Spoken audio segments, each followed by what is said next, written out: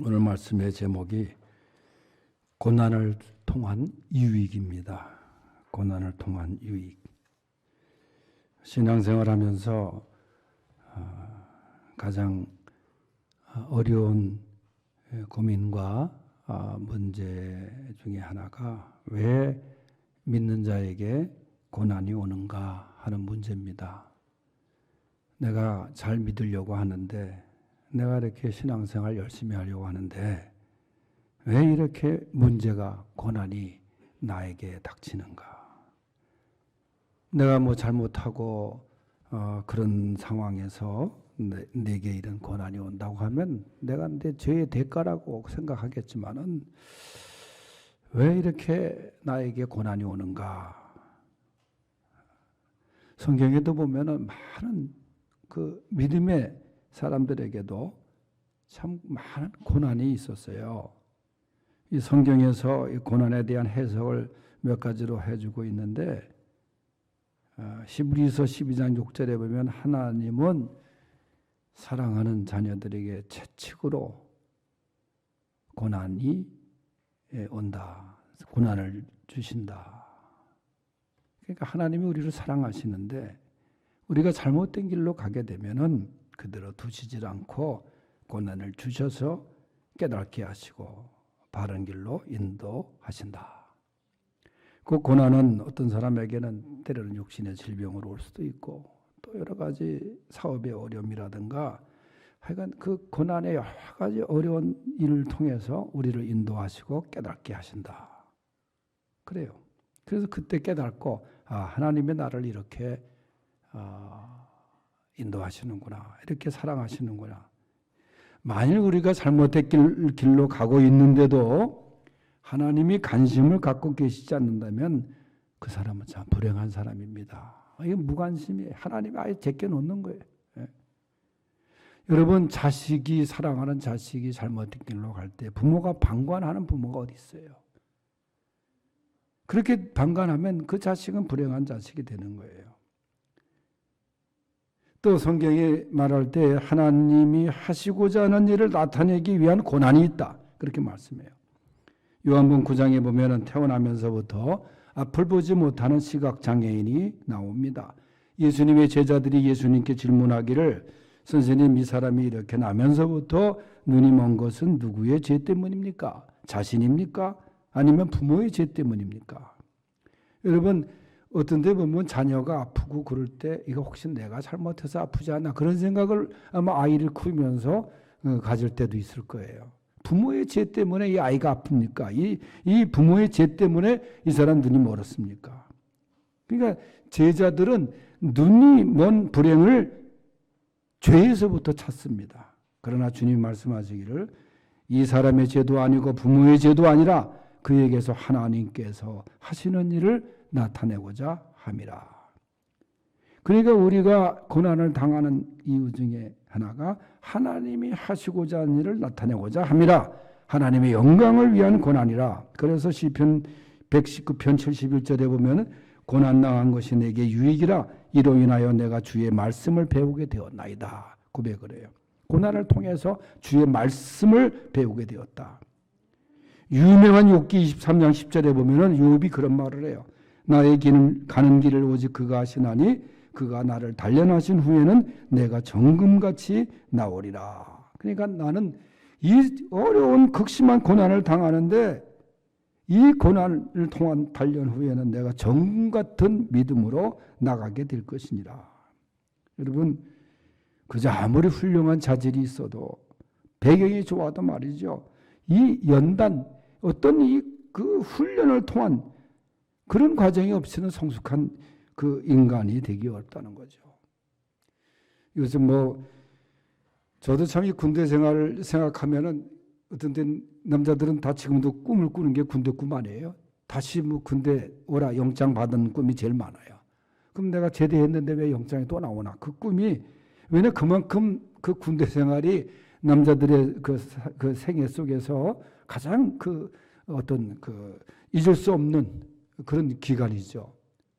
그런데 이 군대가 옛날에는 36개월 아니에요? 3년 동안 군대 생활을 했습니다.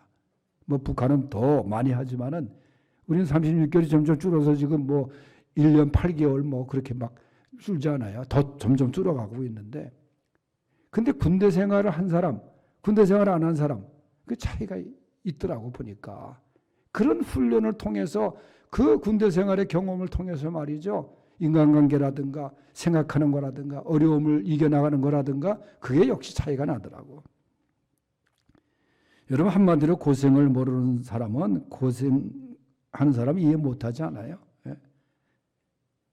그래서 고생이 약이다 그런 말도 있습니다만은, 하나님의 사람 모세도 말이죠. 이스라엘 백성들을 애굽에서 쭉 인도해 낼 때 그 지도력, 그가 이스라엘의 영도자로서 그렇게 될 수 있었던 것은 애굽의 찬란한 그 궁궐의 교육도 물론 작용했겠지만은, 그보다 나이 80이 될 때까지 미디안 광야에서, 거칠고 험한 광야에서 말이죠, 양을 치고 하나님과 기도하고 그런 광야의 훈련을 통해서 여러분 그 애굽이라는 거대한 세력과 싸워서 이기고 또 광야의 행진을 이스라엘 백성들을 인도해내지 않았습니까? 고난에 단련 없이 정금 같은 신앙의 인격이 나올 수 없다는 거예요. 그리고 여러분, 나에게 닥치는 이 고난의 어려움, 그것은 나를 훈련시키기 위해서 하나님이 나를 더 큰 그릇으로 만드시기 위한 과정이라, 그 말이에요. 철학자 파스칼은 고난은 정신의 양식이고 나에게 고난이 없으면 나는 지극히 무능한 사람이 되고 말 것이다 라고 말했어요. 이런 본문을 기록한 사도 바울도 엄청난 고난을 겪은 사람입니다. 숱한 감옥 생활, 평생을 괴롭혔던 육체의 가시, 여러분 얼마나 고난의 길을 걸었어요. 얼마 전에 설교했지만 그때마다 하나님이 내 은혜가 내게 족하도다. 바울이 고난을 통해서 하나님께 기도하고 기도를 통해서 회개하고 그 고난을 통해서 자신을 훈련시키시는 하나님의 깊으신 뜻을 발견한 거예요. 하나님이 우리 성도들을 고난이라는 과정을 통해서 큰 그릇으로 사용하시는 것임을 믿으시기 바랍니다. 오늘 본문에서 가르치는 고난을 통한 유익이 무엇인가 세 가지로 생각하는데, 첫째는 뭐냐? 고난을 통하여 위로의 하나님을 만나게 하십니다. 3절을 다 같이 한번 읽어봅니다. 다 같이 3절을 다시 시작. 찬송하리로다. 그는 우리 주 예수 그리스도의 하나님이시여 자비의 아버지시여 모든 위로의 하나님이시며 아멘. 하나님을 찬송하는데 찬송의 이유가 뭐예요? 우리 주 예수 그리스도의 하나님이시면서 자비의 아버지이시면서 모든 위로의 하나님이시다. 사랑의 하나님. 그런데 오늘 말씀에 모든 위로의 하나님. 여러분, 위로라는 게 뭐예요? 위로라는 것은 참 이 슬픔 당하고 괴로움 당하고 힘들고 상처받고 그런 사람을 어루만져주고 그 다음에 힘을 주고 말이죠. 쓰다듬어 주고 그런 걸 위로라고 하지 않습니까? 그런데 하나님께서 위로의 위로자라는 거예요. 예? 여러분, 우리가 다른 사람이 따뜻한 위로를 통해서 위로를 받은 적도 있죠. 또 감사하죠. 그러나 그것은 한시적입니다. 하나님의 위로가 진정한 위로가 되는 거예요. 문제 해결의 위로가 되고 말이죠. 누가복음 7장을 보면은 나인성의 행렬이 나오는데 한 장례 행렬입니다. 과부의 아들이 죽었어요. 여러분, 과부는 남편도 없습니다. 그런데 아들 하나 믿고 살았는데 그 아들마저 죽은 거예요. 누굴 믿고 삽니까? 그 장례 행렬이 얼마나 슬픈 행렬입니까? 그런데 예수님이 그 행렬을 만나신 거예요. 울지 말라. 그리고 관에 손을 대시고 청년아 일어나라. 그리고 아들을 살리지 않습니까? 근본적인 위로, 문제 해결의 위로가 일어납니다. 여러분, 이게 하나님의 위로예요. 형식적인 위로가 아닙니다. 말씀드린 대로 근본적인 문제를 해결하는 위로입니다. 그런데 문제는 우리가 고난당할 때 그냥 고난의 현상만 바라보고 거기에 그냥 묻혀가지고 힘들어 하고 있지, 이 위로의 하나님의 손길을 바라보지 못하는 거예요. 경험하지 못하는 거예요. 그래서 어떤 때는 하나님을 원망합니다. 심지어는 하나님을 떠나는 사람도 있습니다. 그러나 반드시 기억할 것은 사랑하는 자식이 아프고 병들어하고 힘들 때 부모의 관심이 더하는 것처럼 성도들이 고난당하고 어려울 때 하나님의 관심이 더 가깝다, 더 절실하다는 거예요. 예? 여러분 부모도 그러지 않아요? 여러분 얼마 전에 중국에서 있었던 일인데 우리나라 부모도 마찬가지예요. 세상에 어느 부모가 다 똑같은 거 아니에요? 스촨성에서 있었던 일인데 가난한 농민이 이 사람이. 그리고 이 사람은 집안을 먹여 살리기 위해서 한 40km 떨어진 도시에서 그저 하역부로 일을 하고, 그 부인은 집에서 닭을 키워가지고 6 식구의 생계를 끌어가고 있는데, 거기서 이 부인이 병아리를 키우던 비닐하우스가 불이 났어요. 그 대형 화재가 났습니다. 그런데 자신도 다치고, 근데 5살 먹은 딸아이가 전신에 40% 화상, 3도 화상을 입었어요. 그 3차례 수술을 끝에 목숨을 건졌지만은 이 피부 이식 수술을 해야 된대요. 이때에 뭐 돈이 없으니까 아버지가 선뜻 나섭니다. 그리고 마취하고 수술하면 17만 원이 더 든대요. 그런데 돈이 없으니까 마취를 포기합니다. 그 고통스러운 피부 이식을 위해서 수술대 위에 아버지가 올라가요. 생사를 떼는 거 아니에요? 자기 딸을 위해서 피부를 이식하기 위해서 떼는데 그 아픔 속에서 고통 속에서도 이 아버지가 계속해서 이 의사에게 한 말이 뭐냐? 저는 괜찮습니다. 더 많이 떼어가 주세요. 딸아이에게 주세요. 내 살을 다 떼어가서 딸아이에게 주라는 거예요. 내 살을 떼어나는 고통, 이것은 아이에 비하면 아무것도 아닙니다. 그런 나중에 말할 때 그래요. 세상에 어느 아버지라도 이렇게 했을 것입니다.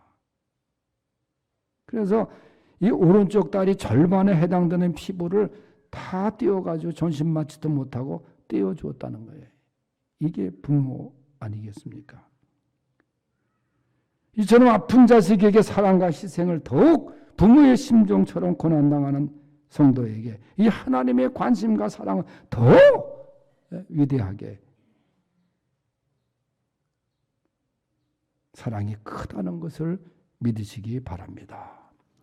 두 번째는 고난을 통한 하나님은 고난당하는 자들을 위로하게 하시는 근거로 삼으신다는 거예요. 고난을 통하여 고난당하는 자들을 위로하라, 그런 사명을 또 주시는 거예요. 4절을 읽어보겠습니다. 시작. 우리의 모든 환난 중에서 우리를 위로하사 우리로 하여금 하나님께 받는 위로로서 모든 환난 중에 있는 자들을 능히 위로하게 하시는 이시로다. 아멘. 하나님이 우리에게 고난을 통해서 위로하시는데, 고난당할 때 위로하시는데 하나님이 우리에게 주시는 요구가 있어요. 그 사명이 뭐냐? 너희가 위로를 받았으면 모든 환난 중에 있는 자들을 가서 위로하라. 위로의 사명이 있다는 거예요. 하나님께 받는 위로를 근거로 해서 위로가 필요한 사람들에게 가서 위로하라. 여러분, 우리 대한민국도 전쟁의 아픔을 겪은 나라 아니에요. 그래서 우리가 그 아픔을 겪은 그리고 얼마나 위로를 받았어요, 우리가. UN 16개국 위로를 받았죠. 그래서 이번에 우크라이나 전쟁통에 있는 사람들을 우리가 위로하는 사명을 우리가 감당하기 위해서 우리가 창립기념 이 행사를 하는 거 아닙니까? 우리에게는 은혜를 쉽게 잊어버리는 경향들이 있습니다. 물론 망각이라는 현상도 있지만은 하나님께 은혜를 입었으면 그 은혜를 감사하며 나누라, 그런 게 하나님이에요. 위로가 마찬가지입니다. 하나님께 말씀으로 사랑으로 사람을 통해서 위로를 받았으면 그 위로를 나누어야 된다는 거예요. 내가 고난 중에서 하나님의 위로를 받고 다시 일어섰다고 하면은 그 위로를 근거로 간증을 통해서 고난당한 사람들에게 위로의 손길을 펼치라. 그럼 하나님께서 더 큰 은혜를 주시는 거 아니에요. 그래서 여러분, 그저 우리가 상을 당하는 가정, 그저 결혼식도 가야 되지만은 우리가 가능한 가서 같이 위로하고 말이죠. 같이 손잡아주고 어려운 당한 사람 가서 손잡아주고 말이죠. 그래서 이 위로의 사명이 하나님께서 귀하게 여기시는 사명이에요. 우리 수지방송교회가 그 위로의 사명을 잘 감당하고 또 우리 성도들도 그 위로의 사도로서 잘 사명을 감당할 수 있길 바랍니다. 근데 여기에는 수고가 반드시 따라요. 쉽지가 않아요, 사실. 문자 그대로도 위로는 뭐예요? 위로할 위야, 그 다음에 수고로울 노자를 씁니다. 위로에는 수고를 해야 돼요. 땀을 흘려야 돼요. 희생도 해야 돼요. 그렇기 때문에 우리가 수고롭지만 이 사명을 잘 감당할 수 있기를 바랍니다. 세 번째는 고난을 통하여 하나님을 더욱 의지하게 하십니다. 8절 9절을 읽어보겠어요. 시작. 형제들아, 우리가 아시아에서 당한 환난을 너희가 모르기를 원하지 아니하노니 힘에 겹도록 심한 고난을 당하여 살 소망까지 끊어지고 우리는 우리 자신이 사형 선고를 받은 줄 알았으니 이는 우리로 자기를 의지하지 말고 오직 죽은 자를 다시 살리시는 하나님만 의지하게 하심이라. 아멘.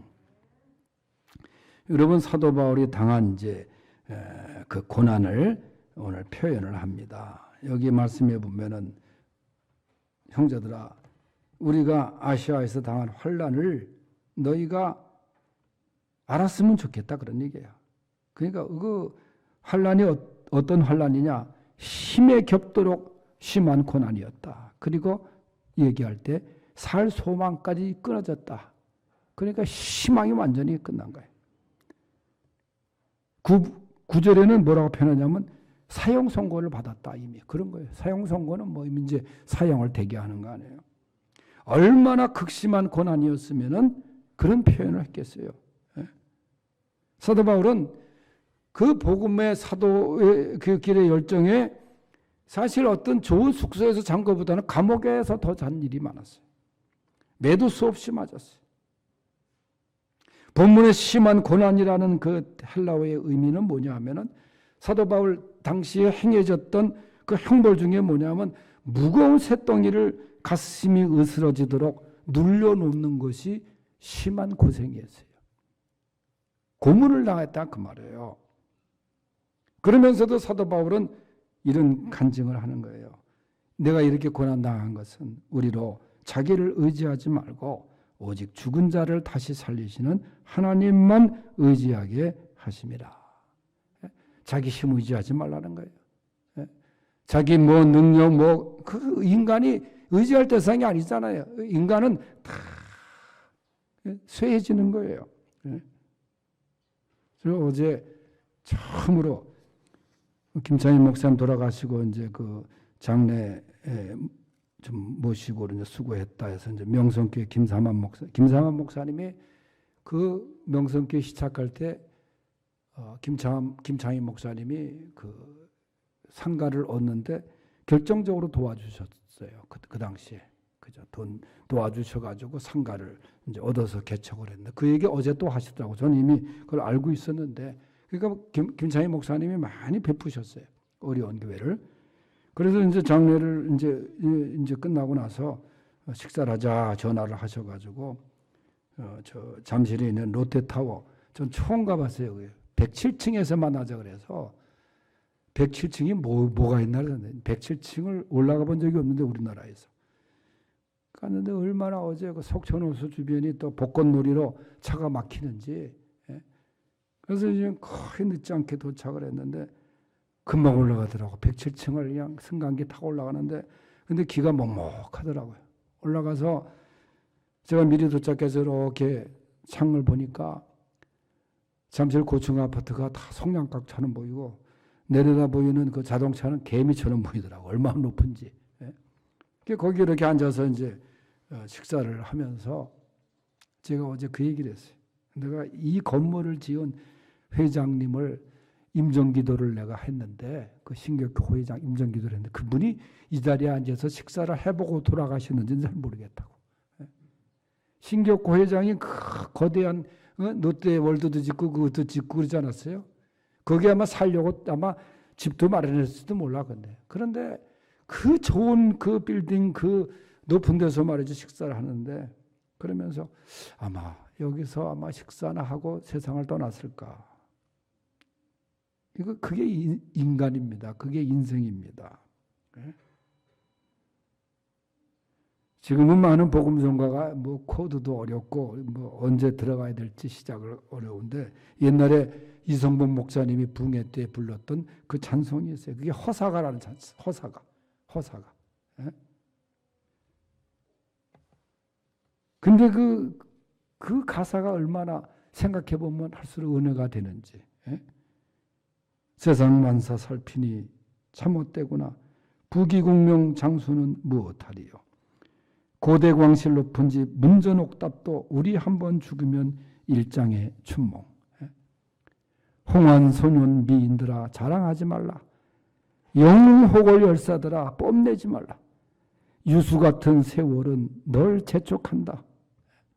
11절 이건 또 11절 12절까지 있는 노래. 우리 희망 무언가 뜬 세상 영화 분토같이 버리고 주님 따라가 천국 낙원 영화 중 영원 무궁하도록 누리리로다. 그렇다고 뭐 회의론자는 아닙니다. 회의론적인 이야기는 아니에요. 그저 우리가 세상 의지하지 말고 이 하나님을 의지하고 나가자 그 말이에요. 죽은 자를 다시 살리신 하나님만 의지하고 나가는 우리 수지광성의 성도들이 되시기를 축원합니다. 하나님 아버지 감사합니다. 오늘 고난주간 시작이자 종료주일 그리고 우리 교회를 이 땅에 세워주신 지 22년이 되는 날 오늘 고난을 통한 유익의 말씀을 우리에게 주셨습니다. 우리 모두 위로의 하나님을 경험하며 우리가 받는 위로를 통하여 고난당하는 자들을 위로하고 고난을 통하여 더욱 하나님을 의지하는 우리 성도들 되게 하여 주시옵소서. 예수님의 이름으로 기도하옵나이다. 아멘.